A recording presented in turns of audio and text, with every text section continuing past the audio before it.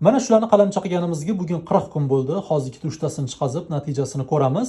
Agar ozgincha bo'lsa ham kartoshkasi paydo bo'lgan bo'lsa, bugun birinchi oziqasini beramiz, jarayonlarni tezlashtirish uchun. Mana 5 tasini bitta joydan chiqardim. Natija yomon emas. Ildizlari ham, kartoshkalari ham o'sishni boshlagan. Qora zamiya kulkusi uchun va hozirgi payt uchun natija yomon emas. Agar bahorda qiladigan bo'lsanglar, natija yanada zo'r va tezroq bo'ladi. O'zi qora zamiya kulkus ildiz berishi ozgincha qiyinroq. Bularni qalamcha qilganimiz haqida kanalda batafsil video bor. Mana qalamchalarimizni qayta ekib qo'ydik. Endi jarayonlarni tezlashtirish uchun bularga birinchi oziqasini beramiz. O'zi har qanaqa qalamchani ildizi ozgincha paydo bo'lgandan keyin albatta fosforga boy oziqa beringlar. Misol uchun monofosfat kaliy bersanglar bo'ladi.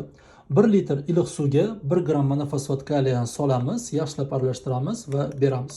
Monofosfat kaliyni ham barg ham ildiz orqali bersanglar bo'ladi. O'zi obdon sevib chiqsanglar, ildizlarga ham albatta yetib boradi. Do'stim, sizlarga natijalarni ko'rsatib boraman. Bizani yo'qotib qo'ymaslik uchun albatta obuna bo'linglar.